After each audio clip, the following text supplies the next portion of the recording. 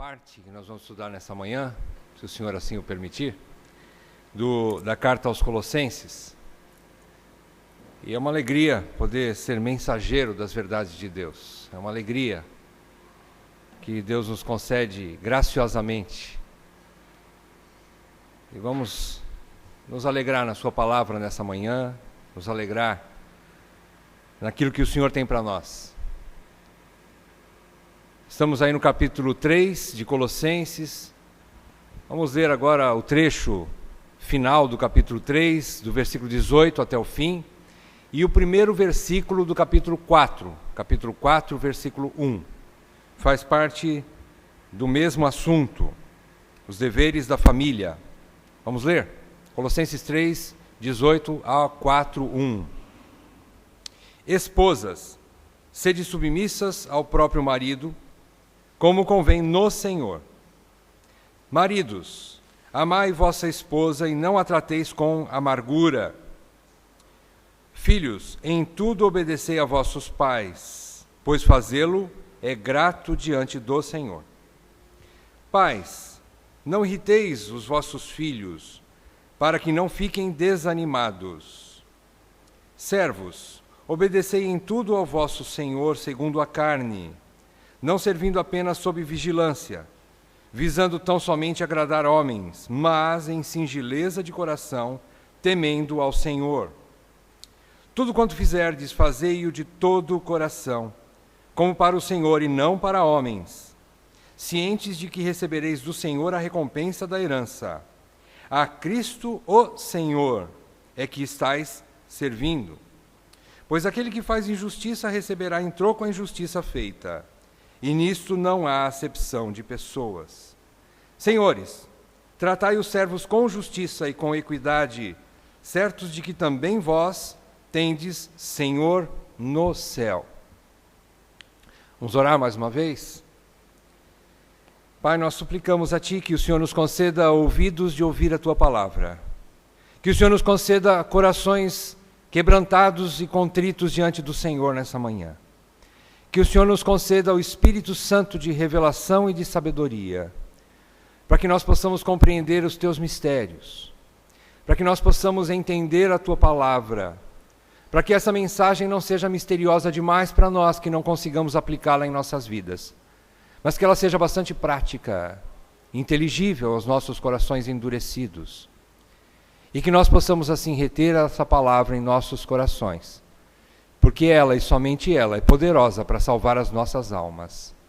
Assim nós te pedimos que o Senhor lave a tua igreja com a tua palavra, em nome de Jesus. Amém, Pai. Amém. Irmãos, na sessão anterior, Paulo já ensinou que a união do crente com Cristo traz, em primeiro lugar, um despir-se do velho homem, e, em segundo lugar, um revestir-se do novo. Isso nós já estudamos. Paulo usa termos semelhantes em quase todas as suas cartas, quando ele quer instruir a igreja sobre essa nova vida em Cristo.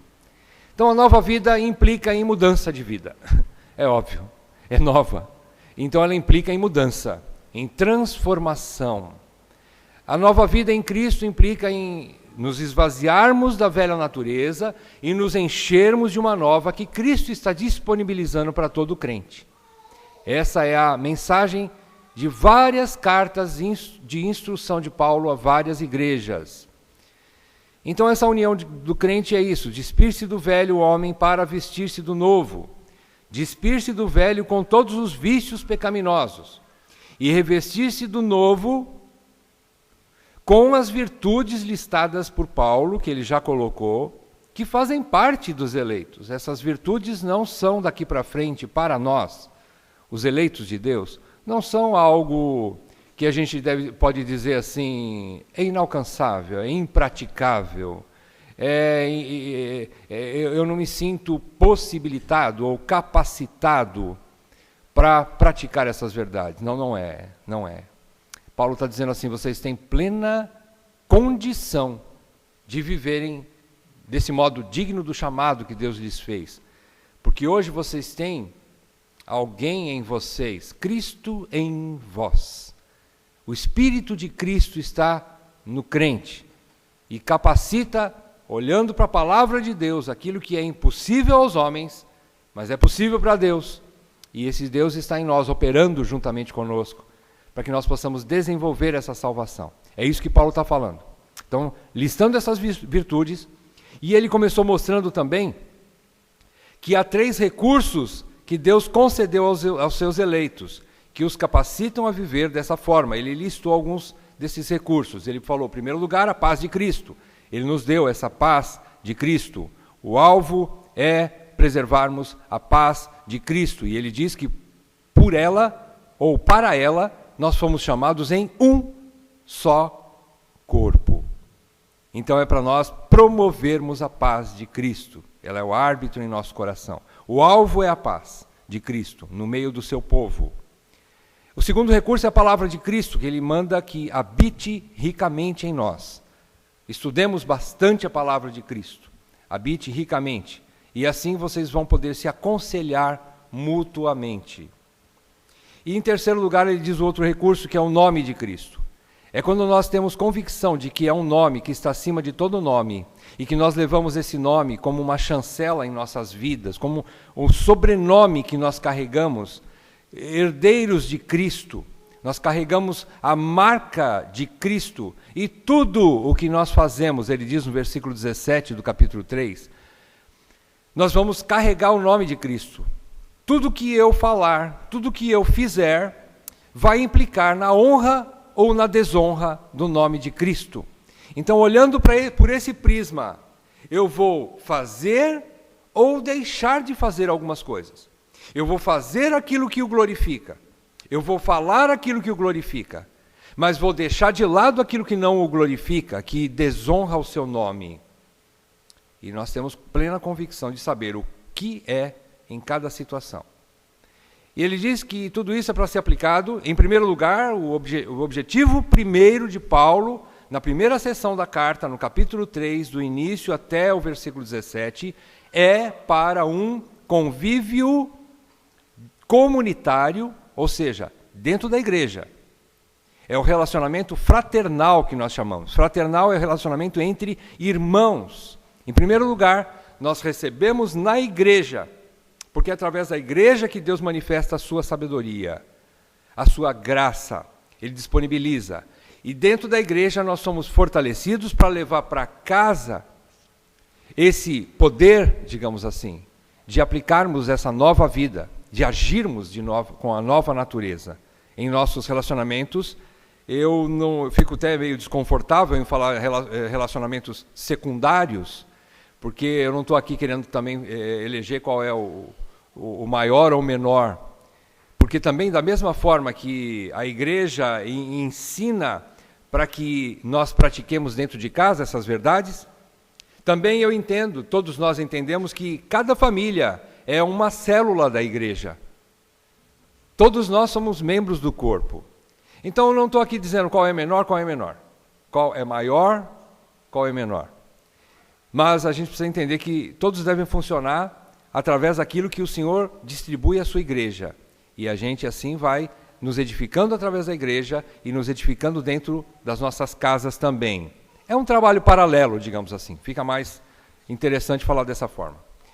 Agora, nessa sessão que nós estudamos, ele vai detalhar, nós vamos estudar, aliás, ele vai detalhar os demais relacionamentos humanos, como familiar, profissional. Eu não sei se o termo seria adequado profissional. Eu coloquei profissional porque eu acredito que nos ajuda. Porque ele vai falar sobre servos e empregados, patrões e empregados. Ele vai ensinar especialmente sobre a autoridade e submissão. Autoridade e submissão é um tema bastante complexo, é um tema bastante complicado. Os irmãos, quando nós lemos esse trechinho, os irmãos podem falar assim, parece já um início, aí, uma prévia do encontro de casais. Pode até ser, mas nós não temos condições aqui numa única pregação, ou uma única aula, expor-os em detalhes. Por isso que a gente vai passar bastante rápido nesses versículos, embora a gente vai fazer uma ligação com textos que Paulo detalha melhor em Efésios. Por isso que essas duas cartas são chamadas gêmeas, tem trechos que são bastante semelhantes. Ele passa mais rápido aqui, na carta aos Colossenses, quando ele fala dos relacionamentos familiares e dos relacionamentos entre patrões e empregados. Na carta aos Efésios ele detalha mais, então nós vamos buscar algumas informações da carta aos Efésios também, para completar aquilo que nós vamos estudar. Mas não é o meu objetivo aqui fazer um encontro de casais, e nem falar sobre criação de filhos. Isso vai ficar para uma outra oportunidade, especificamente um encontro de casais. Mas a gente vai já extrair algumas coisas, porque a palavra de Deus é viva, e ela pode colocar em ordem algumas coisas que hoje na nossa cabeça ainda está em dúvida. Vamos estudar então. Vamos ao versículo 18. Ele começa a falar para as esposas. Ele diz que as esposas devem ser submissas ao seu próprio marido no Senhor. Interessante isso. Vamos lá. A esposa cristã é o maior modelo humano de submissão, comparada à submissão da igreja a Cristo, por ele ser o seu cabeça. Então agora, vamos avançar, vamos pegar emprestado, capítulo 5 de Efésios, vamos ler do versículo 22 a 24. As mulheres sejam submissas ao seu próprio marido como ao Senhor, porque o marido é o cabeça da mulher, como também Cristo é o cabeça da igreja, sendo este mesmo o Salvador do corpo. Como, porém, a igreja está sujeita a Cristo, assim também as mulheres sejam em tudo submissas ao seu marido.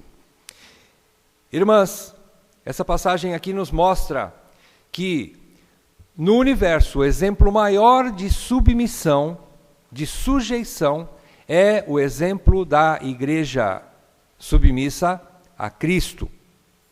E Paulo ensina que, numa escala menor, se Cristo e a igreja é o maior mistério de Deus de todos os tempos, ele também fala que um mistério semelhante, porém bastante menor, é o relacionamento conjugal.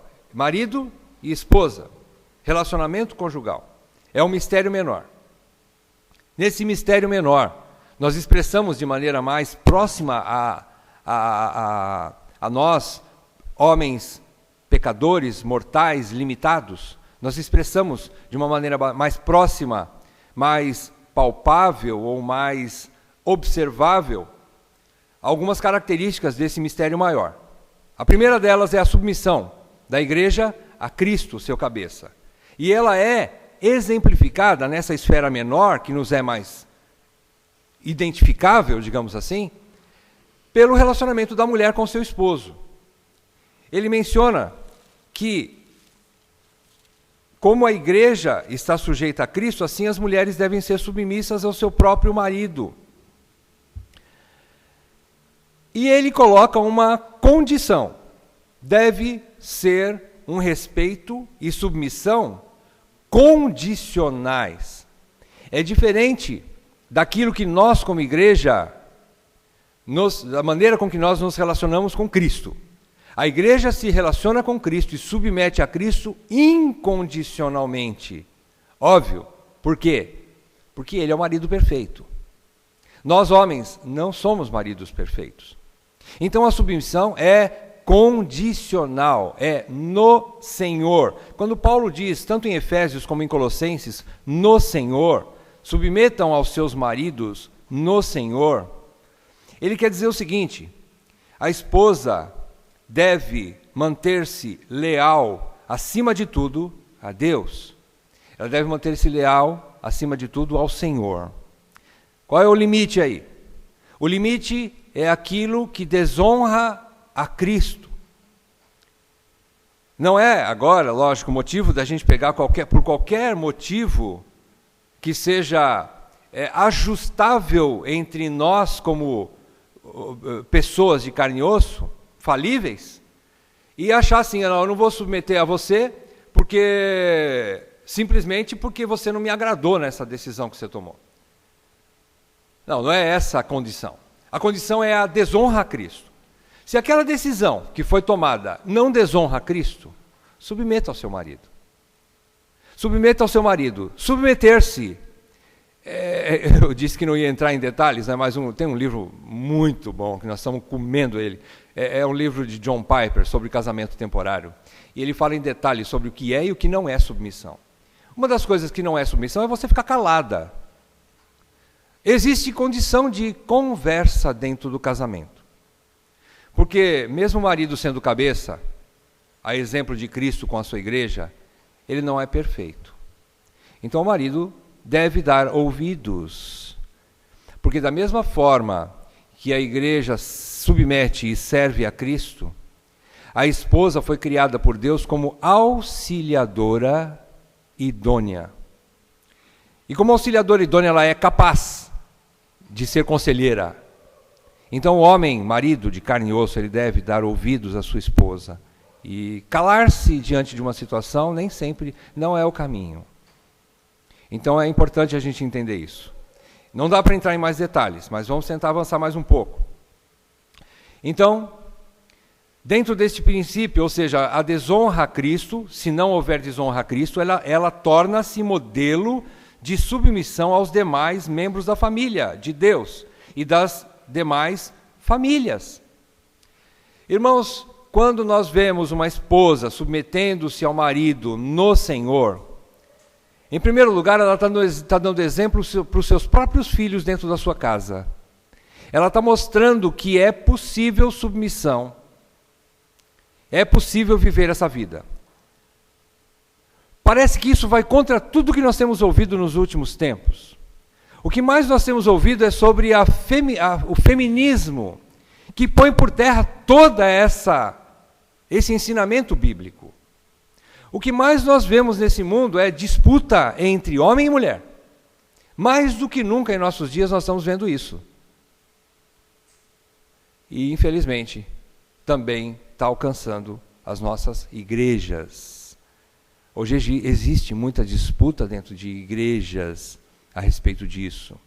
Infelizmente, muitos líderes compraram essa ideia diabólica, animal e antibíblica, de que a mulher tem a mesma condição em todos os aspectos do homem. Não foi assim que Deus criou. Não foi assim a origem de todas as coisas. E permanece do jeito que Deus criou. E é importante a mulher entender que a submissão é uma honra. Da mesma maneira que o marido amando a sua esposa como Cristo ama a igreja, é uma honra para ele. Não é só uma honra para o seu Senhor, mas ele deve entender com alegria que ele está tendo a oportunidade ou o privilégio de poder ser um representante de Cristo dentro da sua casa, como a mulher é a representante de Cristo dentro do seu lar, ensinando os seus filhos e as irmãs mais novas e outras mulheres até de fora da igreja, como se deve comportar uma mulher cristã. Isto é uma honra. A gente não consegue enxergar isso porque nós somos banhados e atacados por diversos outros ensinamentos que são contrários a esse. Mas a igreja tem que bater sempre na mesma tecla. E nós vamos ter que bater nessa tecla até a morte. Nós vamos ter que continuar falando essas verdades até que o Senhor volte ou até que o Senhor nos recolha. Nós não vamos poder negociar essas verdades. E eu creio nessas verdades. E eu creio que essas verdades aplicadas em nossos lares, coloquem em ordem nossos lares e coloquem em ordem a igreja do Senhor. Eu creio nisso. Uma vez perguntaram para um ateu que passou em Londres correndo na rua, e todo mundo sabia que ele era um dos ateus mais fortes naquela época. E ele corria para ouvir um grande pregador cristão que estava chegando naquela cidade para pregar. E os cidadãos ali vendo aquele homem correndo no meio das ruas que nem louco, perguntaram: peraí, onde é que você vai, fulano? O que você está fazendo nessa pressa toda? Ele falou assim: eu estou indo ouvir um pregador que está chegando na cidade para falar essas verdades. Esse pregador é muito bom. Ele foi, o pessoal perguntou: mas você é ateu? Você acredita no que ele prega? Ele falou assim: eu não acredito, mas ele acredita no que ele prega. Isso me impressiona. Irmãos, eu acredito no que eu prego, porque eu prego a palavra de Deus. Se eu não acreditar na palavra de Deus, eu estaria aqui jogando conversa fora, não é verdade? Eu acredito naquilo que eu prego. Eu acredito porque é a forma com que eu estou sobrevivendo até hoje. É por fé na verdade. Então, essas verdades são realmente transformadoras. E ela mostra, então, que a mulher é modelo de submissão aos seus filhos e a outras mulheres da igreja. E a homens também. É o exemplo que a Bíblia deixa de o maior exemplo de submissão. É o exemplo feminino. Principalmente no relacionamento conjugal. Ela foi capacitada por Deus para isso, porque se vocês não quiserem abrir, não tem problema, anotem para ler em casa, mas eu vou ler para vocês Gênesis 2:18. Disse mais o Senhor Deus, não é bom que o homem esteja só. O que Deus promete aqui? Far-lhe-ei, construirei, eu vou criar uma auxiliadora que lhe seja idônea. A mulher tem condições de submeter, porque ela tem essa característica de fábrica. Ela foi construída para isso. Ela não foi criada para uma coisa, como às vezes você pega digamos assim, uma ferramenta que serve para uma determinada coisa e você vai usar para outra. Não é essa a situação aqui. Deus criou a mulher para ser auxiliadora e idônea. Então, auxiliadora, lógico, reporta-se a alguém que submete. Então, ela tem condições. Aí vem as feministas e falam assim, não, isso foi antes da queda. Depois da queda, tudo mudou. Pegue o texto de capítulo 3 de Gênesis, versículo 16. E a mulher disse, Deus disse, multiplicarei sobre modo os sofrimentos da tua gravidez. Em meio de dores darás à luz filhos. O teu desejo será para o teu marido, e ele te governará. A característica da submissão continuou na mulher, e agora mais ainda, Deus deu uma ordem para ela. Agora é com dores que você vai ter filhos. E o teu desejo será para o teu marido, você vai se relacionar com ele, e ele te governará. Permanece a situação. Deus não mudou nada. Com queda ou sem queda, a mulher ainda é capaz de submeter-se. O pecado entrou em jogo? Sim. Endurece o nosso coração? Sim. Muitas vezes quer roubar de nós essa capacidade, tanto do homem como da mulher? Sim. Mas a graça de Deus em Cristo colocou em ordem todas as coisas. É por isso que você foi salvo, por isso que eu fui salvo, para nós colocarmos em prática aquilo que o Senhor deu desde o início. Em Cristo, tudo foi restaurado. Então há capacidade, sim, nas mulheres submeterem aos seus maridos. Vamos avançar, versículo 19. Maridos, amai a esposa sem amargura. O que Deus fala agora ao marido? O que a palavra de Deus diz ao marido?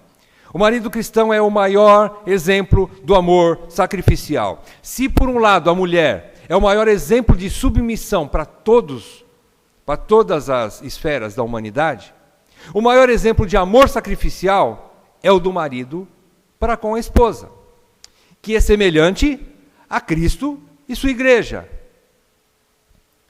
Ele está demonstrando nessa esfera maior, por Cristo e pela sua igreja, ele está representando aquilo que Cristo fez pela sua igreja. Eu vou ler rapidamente Efésios 5,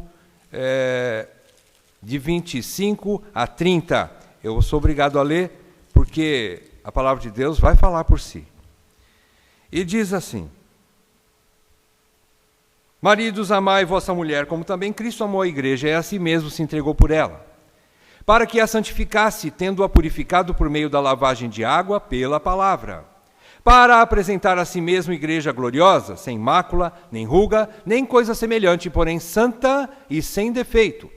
Assim também os maridos devem amar a sua mulher como ao próprio corpo. Quem ama a esposa, a si mesmo se ama. Porém, porque ninguém jamais odiou a própria carne, antes a alimenta e dela cuida, como também Cristo o faz com a igreja, porque somos membros do seu corpo. Maridos, aqui a gente precisa entender o seguinte. Em primeiro lugar, já vimos aqui que o exemplo maior é Cristo e sua igreja. Qual é a maneira com que Cristo amou sua igreja? Você conhece na Bíblia. Você vê o amor ali sacrificial. Nós já estudamos Filipenses capítulo 2, que mostra a maneira com que Cristo se esvaziou para vir buscar a sua amada. Custou caro para ele. Custou muito caro. Ele se entregou, não para ela, mas por ela. Isso nos remete a muitas coisas, irmãos. Isso nos ensina muitas coisas. Em primeiro lugar, quando Cristo se entregou por sua igreja, Ele amou a sua igreja de tal forma que Ele se entregou por ela. Em primeiro lugar, isso implica a sua posse. Parece que fica pesado para as irmãs ouvirem isso. Mas aqui, Cristo comprou com o seu próprio sangue a sua esposa. Ele se entregou por ela. Quando nós estudamos capítulo 2 de Filipenses, ele mostra isso. O que é se entregar por ela? Ele se esvaziou. Ele deixou a sua glória lá nos céus com seu Pai. E veio, assumindo forma de homem. Já é uma grande humilhação para um Deus. Para Deus. E ele não ainda, mesmo em forma de homem, ele também se humilhou como homem. Ele foi o mais humilde dentre os homens. O mais vazio. E Isaías fala sobre isso. Ele era um do qual aquele que nós olhávamos para ele, escondíamos o rosto. Ele não tinha beleza nenhuma. Então, irmãos, foi o preço que ele pagou. Ele deixou de ser ele mesmo, por assim dizer, para atender a sua noiva. Ele deixou o seu poder, ele deixou a sua glória, ele não abdicou dela, mas por um momento ele abriu mão no sentido de não utilizar ela. E ele então foi em busca da sua amada. Irmãos, se a gente pudesse fazer uma comparação aqui, é como se fosse um marido que viu a esposa cair numa fossa muito profunda e ela não tinha como sair de lá. E ele foi lá buscá-la. Ele mergulhou na fossa. Ele tirou toda a sua roupa bonita que ele pudesse estar vestindo e ele mergulhou nos lugares mais profundos para ir resgatá-la. Irmãos, muitas vezes nós vamos ter que abrir mão de muitas coisas que são gloriosas demais para nós, mas nós vamos ter que abrir mão para ir resgatar a nossa amada. Nós vamos ter que abrir mão de muita coisa, é o que Cristo fez pela sua igreja. Então, em primeiro lugar, nós vemos que isso significa posse. E isso cai bem, deve cair bem no coração das nossas irmãs. Porque se alguém que deu a própria vida por outra pessoa, isso significa muito para aquela pessoa que foi resgatada. Vocês não concordam comigo? A Bíblia diz que ele pagou um alto preço para buscar sua noiva. Vocês concordam ou não comigo que isso é algo glorioso demais? Isso é uma honra para sua noiva, não é verdade? Alguém que deixou da sua glória para ir buscar sua noiva. Mas isso é posse. Ele comprou ela. Então nós temos que olhar para o lado positivo. Em primeiro lugar, significa posse. Em segundo lugar, significa abnegação. Cristo se dedicou aos cuidados da sua igreja de forma servil. Ele se tornou servo da sua auxiliadora idônea. Ele serviu a sua esposa. Irmão, só quem é muito honrado sabe fazer isso. A gente acha que quando a gente segura a nossa própria justiça, como homem, como marido, eu sou cabeça, eu que mando, a gente acha que com isso nós estamos mantendo a nossa autoridade. A autoridade de Cristo foi confirmada pelo seu serviço. Pelo seu serviço. Por se esvaziar de si mesmo. Em terceiro lugar, significa provisão. Provisão. Cristo veio alimentar e suprir a sua igreja. as necessidades materiais e emocionais da igreja. O que é que isso nos ensina? Ensina que a nossa esposa, como nossa propriedade, no bom sentido, como um tesouro, entenda assim, como um tesouro que deve ser guardado, cultivado e amado, aquele tesouro precisa ser suprido materialmente e emocionalmente. E nós não vamos entrar em detalhe aqui, vamos deixar para o encontro de casais. Em quarto lugar, tem muita coisa que vai ter que ficar, né? Em quarto lugar, proteção. Cristo a protege tanto da sua própria condenação legal, como dos inimigos externos. Irmãos, se a igreja fosse condenada, Cristo estaria sendo justo. Mas ele não a condenou, ele a chamou, ele a salvou. E ele cobriu a sua justiça com a sua misericórdia e graça. Ele foi buscar a sua noiva, e a sua noiva não poderia estar com ele por causa da sua própria lei. Mas ele pegou a lei e honrou a lei e pagou o preço para que ela fosse sua noiva e esposa. Irmãos, é proteção isso. Cristo protegeu.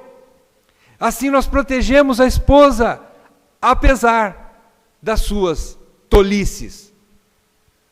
E isso é maravilhoso demais. Existe uma carta maravilhosa, se eu não me engano é de São João Crisóstomo, acho que o Rodrigo, os irmãos, o Evandro também deve ter, o Valdivino, num dos encontros nós recebemos. Ele mostra ali como o homem deve cuidar da sua esposa. Eu prefiro ficar com aquela carta, do que dizer assim, você tem que ser duro com a tua mulher. Leia aquela carta. Leia aquela carta. É de um homem de Deus que viveu bem próximo da subida do Senhor.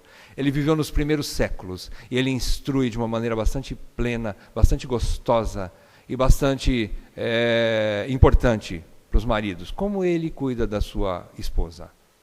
Ainda que ela faça tolices, ainda que ela fale tolices, ainda que ela haja de uma maneira assim que não te honra, ame-a, cuide dela,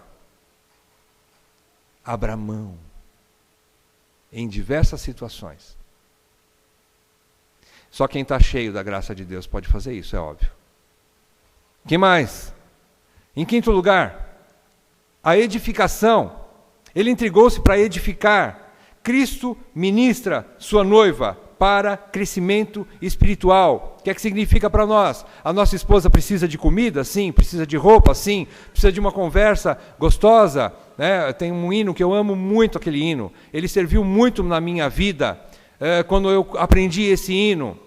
Esse hino fala que eu quero aprender a falar ao teu coração. Palavras inspiradas pelo Espírito. Pois sei que faz bem ao nosso amor um bate-papo em comunhão. Falar bem baixinho na cama, privilégio de quem ama. Irmãos, é um hino maravilhoso, é um hino gostoso, eu gosto desse hino. Ele me ensinou muito, não que eu esteja praticando plenamente, mas ele nos ensina. Então, nós precisamos também aprender a edificar as nossas esposas. Edificar é mais do que conversar só e tratar assuntos de emoção, de coração. Mas é tratar de assuntos espirituais, é ministração da palavra de Deus. Porque é com a sua própria palavra que Cristo lava a igreja, e trabalha na igreja, e ministra a igreja, e assim ele apresenta a si mesmo. Transformada. E assim nós vamos apresentar, se nós investirmos nas nossas esposas espiritualmente. Irmãs, vamos participar do encontro de mulheres, da reunião de mulheres. Irmãs, vamos estudar a palavra. Minha esposa, vamos ler um bom livro. Minha esposa, vamos orar. Minha esposa, vamos interceder pelos outros. Minha esposa, vamos participar dos cultos da igreja. Isso é edificação. E o marido cristão precisa fazer isso também. É uma das maneiras também de amá-la. E por último, em sexto lugar, aí vem o retorno, né? Qual é a colheita? Para a sua própria alegria. Paulo diz que Cristo apresenta a si mesmo igreja gloriosa, sem mancha, nem ruga, nem coisa semelhante, mas santa e irrepreensível. O que nós ganhamos com isso como maridos? Nós vamos entender que quando nós investimos na nossa esposa, da maneira que Cristo investiu na sua igreja, não precisa inventar moda, você encontra os detalhes na Bíblia. Não é dando um carro novo por ano para tua esposa que você está edificando tua esposa. Se você puder, tudo bem. Mas não é isso que vai trazer a verdadeira edificação na tua esposa. Tem mais detalhes. Muito mais perto de nós do que essas coisas grandiosas que a gente acha que funciona e nem sempre funciona. Mas quando você conhece os detalhes de como Cristo edificou a sua igreja, você vai ver que não está tão difícil assim. E você vai ver que vale a pena. A colheita pode não ser imediata, às vezes demora tempo. Mas nós já estamos aprendendo a colher, primeiramente 30%. E a Bíblia diz que depois você vai pular para 60%. E um dia você vai chegar a 100%. A Bíblia diz, você colhe 30%, 60% e até 100 vezes. 100%. E é possível, irmãos, é possível. Então, ele apresenta a si mesmo. Cristo honra a sua igreja e é honrado por ela. É isso, a ideia de Paulo é isso. Cristo honrou a sua noiva. Você pensa que ela não foi honrada quando ele veio buscar a nós? É lógico que a igreja foi honrada. Ela não merecia, mas ela foi honrada pelo Senhor. Pensa alguém que deixou as regiões celestiais, o trono da glória do universo, para vir buscar uma, digamos, prostituta, uma adúltera, uma pecadora. Foi o que Cristo fez por nós. E quando ele veio, ele a honrou. E ele a transformou. E ele se alegrou por fim com ela. Vamos avançar um pouquinho mais. Versículo 20 agora. Filhos, em tudo obedecei aos vossos pais, no Senhor. Paulo detalha mais em Efésios 6, de 1 a 3, eu não vou ler aqui, dizendo que este é o primeiro mandamento com promessa. Qual é o primeiro mandamento com promessa? Todos os jovens e filhos sabem, né? E nós também, lógico. Nós sabemos que o primeiro mandamento com promessa é honra a teu pai e a tua mãe. E qual é a promessa? Para que viva muito tempo sobre a terra. Não é isso? Capítulo 6 de Efésios, de 1 a 3, fala sobre isso. O que quer dizer isso? Primeiramente, é o primeiro mandamento com promessa. Parafraseando, significa o seguinte: esse primeiro mandamento com promessa significa um mandamento muito importante, o qual é acompanhado por uma promessa. É um mandamento que, quando obedecido, ele tem uma promessa. Estudando melhor, a gente vai ver que a soberania de Deus sempre vai além. Ele é generoso em suas promessas, o Senhor. Aqui a gente não pode dizer que se o filho não obedecer o pai e a mãe, no dia seguinte ele já vai morrer. Não é isso que quer dizer. Também não quer dizer que o filho que honra plenamente o pai e a mãe, em muitos casos, morre cedo. Deus é soberano. Nós precisamos entender dessa forma. Não é isso o motivo de, então, já que então não é garantia de nada, eu vou desobedecer meu pai e minha mãe. Não, não é isso que ele quer dizer. Faça o que é certo. Honra teu pai e tua mãe. Agora, em muitos casos na Bíblia mesmo, você vê homens, jovens, morrendo, mesmo sendo fiéis a Deus e à sua família. Qual é o maior deles? Quem que você chuta? Morreu relativamente cedo. Jesus. Eu não sei se os irmãos sabem, mas ele morreu com 33 anos de idade. Para mim é bastante novo. Ele morreu bastante cedo. Será que ele desonrou o pai e a mãe dele? Será que ele desonrou o pai dele? De forma nenhuma. E assim a gente vai vendo. É plano de Deus. Mas é uma realidade. Pise nessas realidades. Olhe da forma correta. Olhe naquilo que simplesmente a Bíblia ensina. E assim em outros casos também são semelhantes. Eu gosto muito de um texto que os irmãos, se quiserem anotar para ler em casa, é um texto que fala sobre moderação. A moderação para tudo é boa. Está em Eclesiastes, capítulo 7.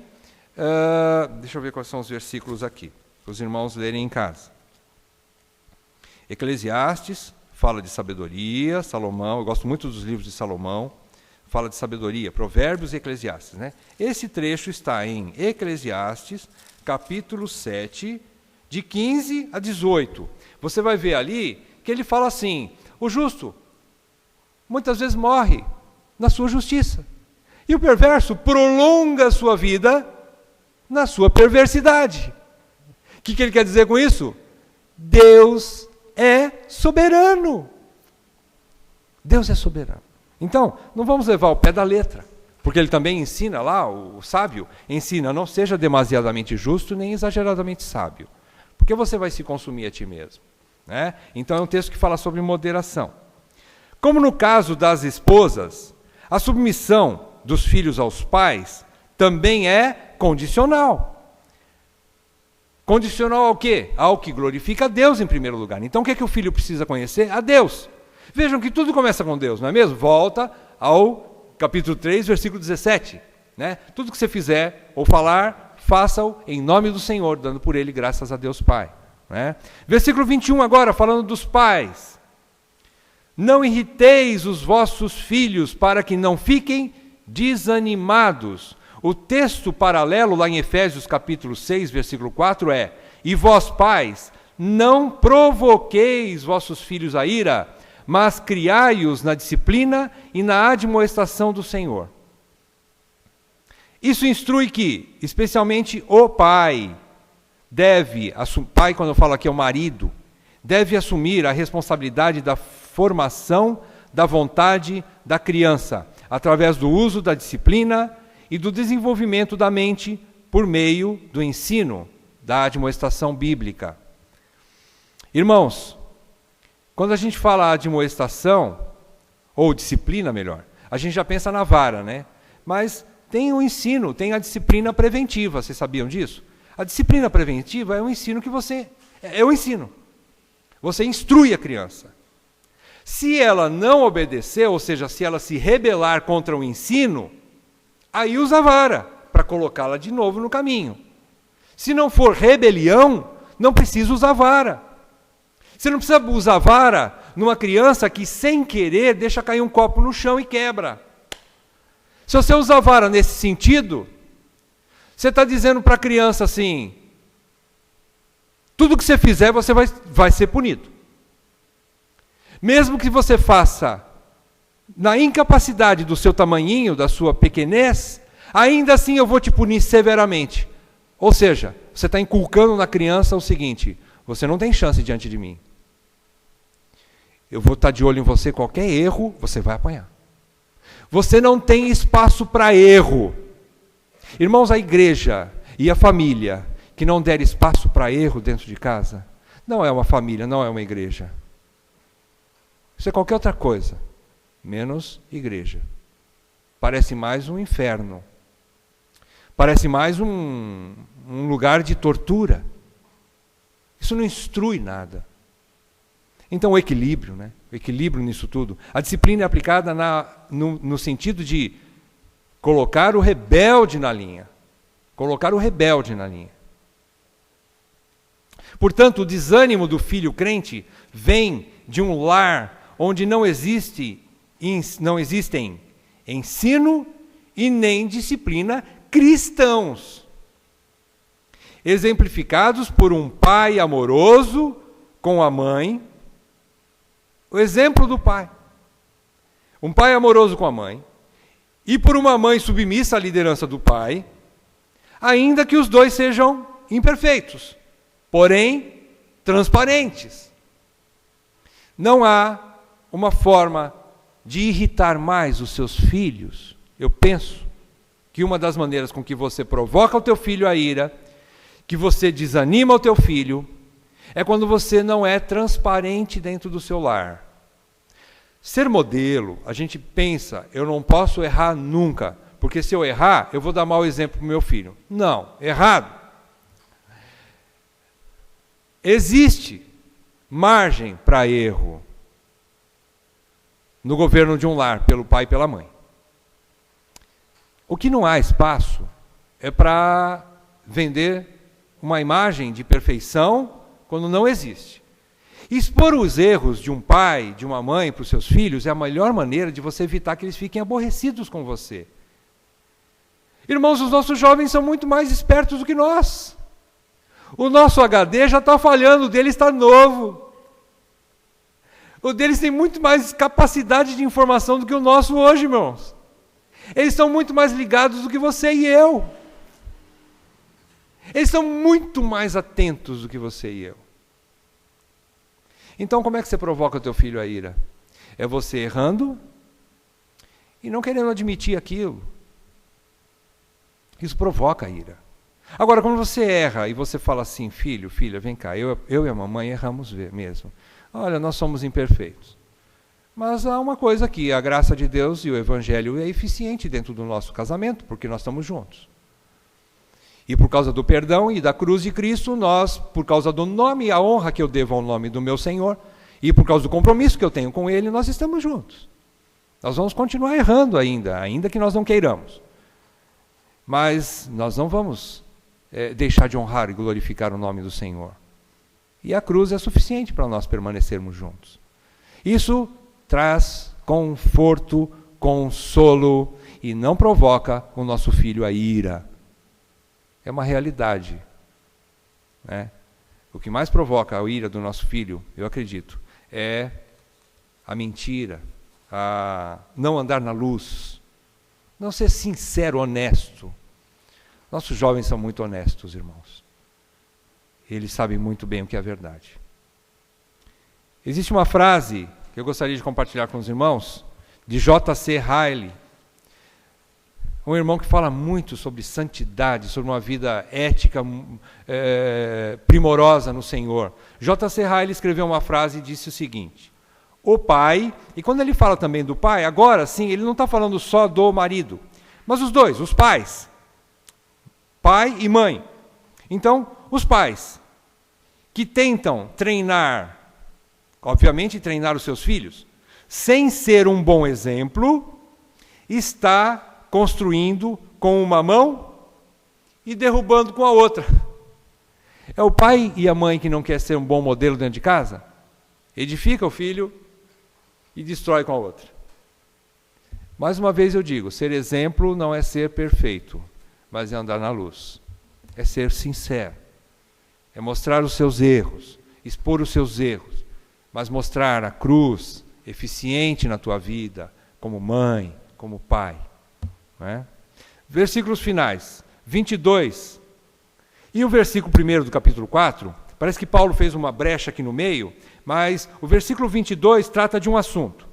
Ele trata do assunto dos servos. Obedecei em tudo ao vosso Senhor segundo a carne, é o patrão, não servindo apenas sob vigilância, visando tão somente agradar a homens, mas em singeleza de coração, temendo ao Senhor. E o versículo 1 do capítulo 4, Senhores, tratai os servos com justiça e com equidade, certos de que também vós tendes Senhor no céu. O que Paulo está querendo ensinar aqui? No trato de patrões e empregados, também o princípio regulador é o amor, o temor e a glória devidas ao Senhor. Ele está falando de patrões cristãos e de empregados cristãos.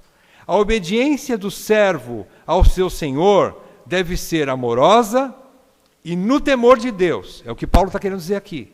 Eu vou servir ao meu patrão, ao meu senhor, com letra minúscula, como se eu estivesse fazendo para o Senhor, com letra maiúscula. O meu Deus, o meu Senhor Jesus Cristo. Esse é o princípio que regula, é o temor do Senhor. Não só quando ele está na tua frente, o teu patrão, mas até mesmo quando você está sozinho dentro de uma fábrica, dentro de um comércio, dentro de uma empresa. E ali você faz com honra o teu patrão e, acima de tudo, você está honrando ao Senhor Jesus. Esse é o princípio regulador. E a autoridade do Senhor, com letra minúscula, ou do patrão, sobre o seu servo, deve ser com justiça e equidade, sabendo que você também tem um Senhor que está nos céus. É isso que Paulo está querendo dizer aqui. Então, o que regula tudo isso? O relacionamento com o Senhor, com letra maiúscula. É o que regula. É o que faz com que patrões e empregados convivam de maneira justa, equilibrada e honesta. É o que regula. Paulo explica que todo serviço cristão tem sua motivação maior na glória e amor que o crente tem pelo Senhor Jesus. Além da promessa de recompensa aos obedientes. Em contrapartida, os injustos ou desobedientes devem temer a disciplina de Deus, que não faz acepção de pessoas. Onde é que você encontra isso? Nessa brecha que Paulo deixou. Entre o versículo 22 e o capítulo 4, versículo 1, existem 3 versículos que Paulo relata em mais detalhes o que ele quis dizer no capítulo 3, versículo 17. Ele diz assim: tudo quanto fizerdes, fazei-o de todo o coração, como para o Senhor e não para homens, cientes de que recebereis do Senhor a recompensa da herança. A Cristo Senhor é que estáis servindo, pois aquele que faz injustiça receberá em troco a injustiça feita. E nisto não há acepção de pessoas. Nesses 3 versículos, Paulo está falando para maridos, Paulo está falando para esposas, Paulo está falando para filhos, Paulo está falando para pais, ele está falando para os empregados e para os patrões. Esses 3 versículos, Paulo relata em detalhes a maneira com que nós podemos nos comportar nesses relacionamentos. É um detalhamento maior daquilo que ele já falou no capítulo 3, versículo 17. Tudo que fizerdes, seja em palavra, seja em ação, fazei-o em nome do Senhor Jesus, dando por ele graças a Deus Pai. Vocês perceberam que aqui há uma exortação que deve ser feito para a glória e amor que o crente tem pelo seu Senhor. Há uma promessa de que Deus recompensa aqueles que são obedientes. Vocês viram aí? Versículo 24. E há também uma ameaça. No versículo 25. Ele diz que aquele que faz injustiça vai receberá em troco a injustiça, porque Deus não faz acepção de pessoas. Então esse é um princípio que regula todos os nossos relacionamentos. Só um comentário final. Quando Paulo fala sobre patrões e empregados, senhores e servos, Paulo, em toda a sua sabedoria e tato, escreve com detalhes essas instruções. Por que Paulo faz isso para a igreja dos Colossenses? Por quê? Pelo fato de que já havia ocorrido um incidente entre Filemão e Onésimo. Vocês lembram disso? Quem era Filemão? Era um membro da igreja de Colossos. Ele era um patrão. O que aconteceu entre ele e o seu funcionário chamado Onésimo? Um problema de relacionamento. Provavelmente Onésimo deu prejuízo para ele e fugiu da cidade. E foi ter com Paulo. E Paulo manda ele de volta, Onésimo, junto com Tíquico, que era o portador da carta, auxiliar de Paulo. Os dois voltaram para a cidade e entregaram irmãos essas 2 cartas, né? Tanto a de Filemão para Filemão, como a de Colossenses para os presbíteros da igreja de Colossos. E o que Paulo fala? Ele quer dizer que é uma oportunidade de vocês já começarem a praticar essas coisas, como servos e patrões. Já tem um caso desses na igreja. Então, em primeiro lugar, o que Paulo manda na carta a Filemão? Paulo manda que haja perdão. Por isso que nós dissemos, todos esses relacionamentos aqui, submissão, autoridade. Submissão, autoridade. Só vão funcionar se houver um relacionamento livre. Se houver perdão. Se houver reconciliação. Quem vai submeter se não conseguir perdoar? Quem vai amar e servir sacrificialmente se não perdoar, se não der o perdão? Então Paulo começa lá atrás, volta lá no princípio que ele ensinou para a igreja. Tolerai-vos uns aos outros, suportai-vos uns aos outros em amor. Caso alguém tenha queixa contra outrem, perdoai, como Cristo te perdoou. Sem perdão, não funciona, as engrenagens não encaixam, não há graxa que funcione as engrenagens de submissão e autoridade. Não vai dar. Então, em primeiro lugar, reconciliação. Né? Vamos concluir. Em primeiro lugar, a prática de todos esses ensinamentos só se torna possível para aqueles que se revestiram do novo homem, que Paulo se refere em Efésios 5,18, com as palavras, sejam cheios do Espírito. Somente quem está cheio do Espírito consegue praticar essas verdades aqui. Esse é o primeiro ponto. Segunda conclusão, quando líderes humanos, esses líderes humanos, Eu vou relatar alguns. Pais são líderes humanos.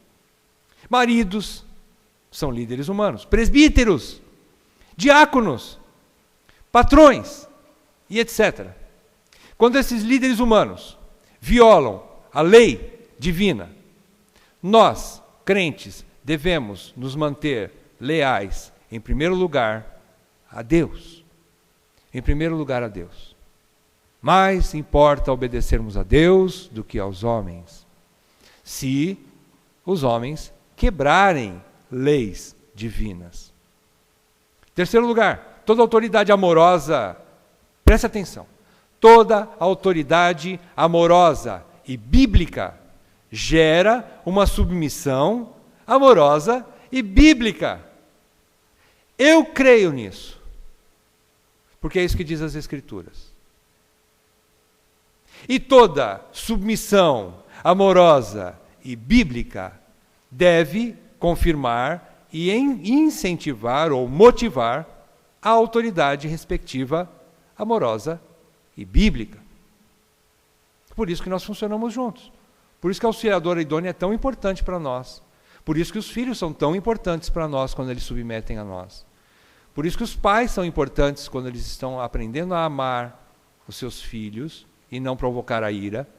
E por isso que os maridos são importantes para as esposas quando as amam como Cristo amou a igreja.